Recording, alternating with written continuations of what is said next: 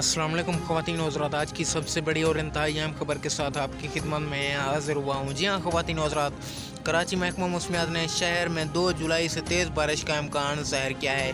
Chief metrologist सरदार सरफराज ने जियो news से गुफ्तगू में बताया कि कराची में आज और कल मुतला जुज़विया आलूद रहने और सुबह और रात हल्की बारिश का इम्कान है। ख़वातीन हज़रात, वीडियो में मज़ीद आगे बढ़ने से पहले वीडियो को लाइक कर लें। मज़ीद अपडेट देखने और सुनने के लिए चैनल को भी लाजमी सब्सक्राइब करके बेल आइकन को ऑल पर सिलेक्ट कर लें। ख़वातीन हज़रात, सरदार सरफराज के मुताबिक मानसून के पहले स्पेल की शिद्दत सिंध में ज़्यादा रहेगी, अलबत्ता कराची में 2 जुलाई की शाम या रात वक्फे से तेज़ बारिश का इम्कान है, जबकि बारिश से कबल आंधी भी चल सकती है, जिस दौरान हवा की रफ्तार 81 किलोमीटर फी घंटा तक हो सकती है। कराची में रात गए हल्की बारिश से मौसम खुशगवार। कराची और हैदराबाद में मूसलाधार बारिश की पेशगोई और अर्बन फील्डिंग का खतरा है।